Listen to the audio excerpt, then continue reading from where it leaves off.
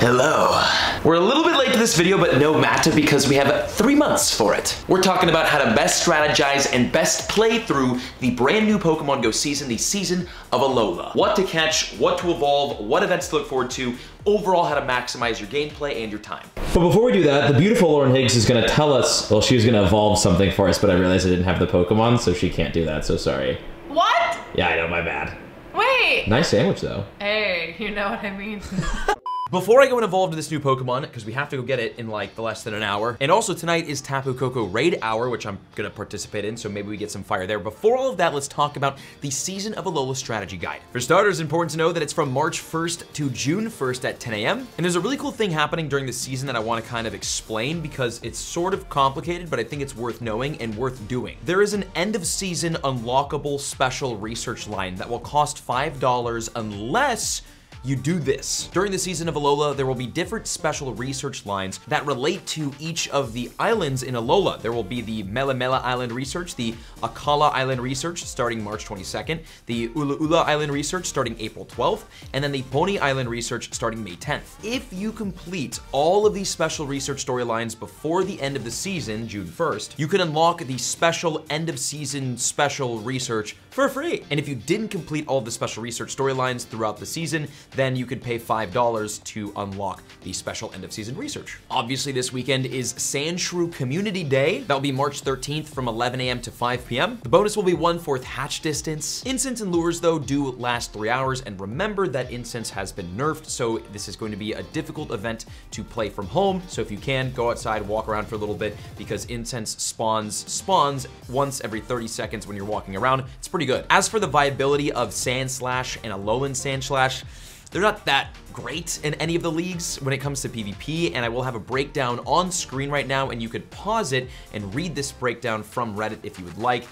Not really that crazy. The new moves introduced don't really do much for it, so I don't know, it's just kind of like a whatever calm day. It's good for shinies if you need these shinies. There will be 2 more community days during the season of Alola, and I'm going to guess April 23rd, Shiny Froakie, with the introduction of Ash Greninja. You know, Season of Alola, water type starter, come on. May 1st, Bagon will be making a return community day, I think, with the introduction, fingers crossed, of Mega Salamence. One can only hope. Those are my guesses. As for PvP happening during this season, it's really, really good and actually really worth playing. I did a breakdown on it in a separate video. I'll leave that on screen somewhere, so check that out. Let's talk about the fun stuff, spawns. During the season of Alola, we have some cool things happening. We've got Pokemon spawning in different areas, regions, places, and we can check out the Pokemon Go website to see which ones are which. But we have city spawns, forest spawns, mountain, beaches, water, northern hemisphere, and southern hemisphere. In the cities, we're gonna see Pokemon like Alolan Rattata, Alolan Meowth, Magnemite, Alolan Grimer, Jolteon, Makuhita, and Minccino. Out of those Pokemon, there's 2 that you kind of want to focus fire, one of which being Magnemite. Reason being is because Magnezone and Shadow Magnezone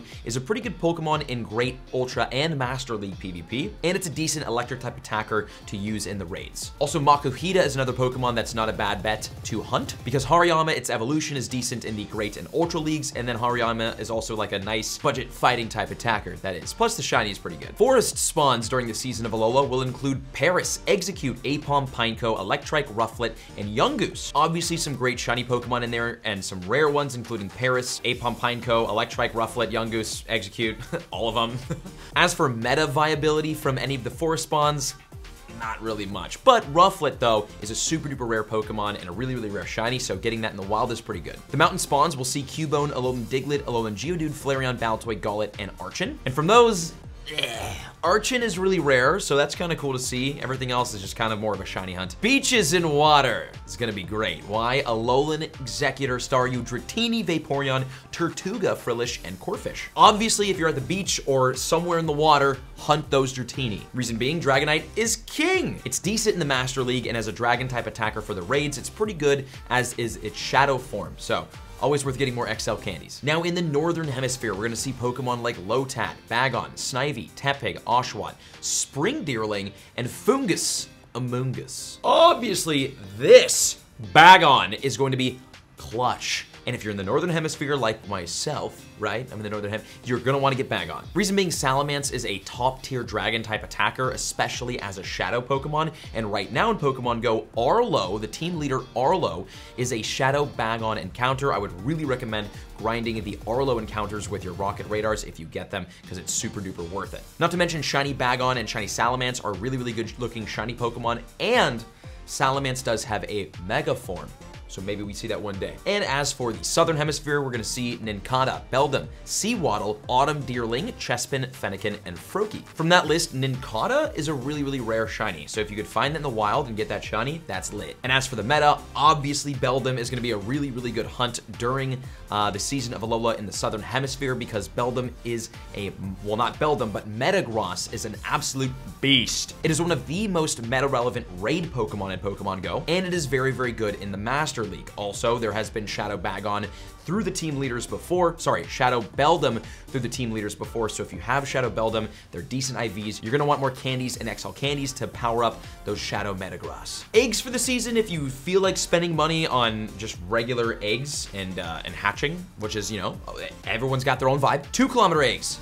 Bit of an L. 5-kilometer eggs are actually pretty good because you've got Tyrogue in them, a brand new shiny, Skarmory, which can be shiny and is a freaking god in PvP, and obviously, shiny Bonsly, baby. 10-kilometer eggs are absolutely OP this season. There's not a lot of meta type Pokemon in there, but there is a lot of rare. And then for the Adventure Sync rewards, the 5-kilometer eggs with the Adventure Sync hatches are okay, and the 10-kilometer Adventure Sync hatches are really, really good. You've got Beldum, Dratini, Riolu, and Bagon, really good hatches from those 10-kilometer eggs. And again, to get the 10-kilometer egg from Adventure Sync, I think you have to walk 50 kilometers in 1 week. And you get that 10-kilometer egg, pretty sure. And finally, the seasonal bonuses. We've talked about this because it includes the incense nerf. Remember that happened. Remember that, you know, playing Community Day and Spotlight Hour from home is very difficult now. Remote raid damage is still up, which is very helpful because, hey, we all love a little bit of extra damage. And one of the biggest things happening during the season is we all get 2 free raid passes each day from spinning gym stops, like spinning a gym disc, spinning a gym. 2 free raid passes per day. That's really, really good. So if you're out and about walking around, would definitely recommend getting these raid passes. These are not remote raid passes, but still very, very good to get. Very, very free. 2 free raids a day. Fire. And logging into Pokemon Go, we have 2 hours and 48 minutes to find a young Goose and evolve it to Gumshoe. I even dropped an incense. I know incense sucks now, but I tried. So, oh, there's one. I'm gonna go walk around. We gotta get this. I will not fail this research. We're gonna get it. Wait, maybe we hatch. Of course we're gonna hatch. Maybe we break the curse of terrible 12-kilometer eggs. Nope, never mind. Young Goose, where are you? Had to go to the great outdoors to find this thing. Thank God, we got a young Goose. So it's looking like I'm not gonna, there's actually 2 Pokemon that I didn't get during this update. One of them is Jangmo-O. I didn't get him. That's a super rare spawn. I saw mine nearby once, didn't catch it, so that thing is gone. But at least we caught and can get the young Goose. Also not getting shiny young Goose. Oh, there's no way. Wait, there's no way. How is it nighttime? It's 5 o'clock. Oh, nice. Okay, for sure. Can't evolve it because it's a daytime evolution, and it ends in 2 hours and 17 minutes. So we're not gonna. I am so. Hope you're enjoying the video. I'm gonna go hit my head through this tree right here. See you next time.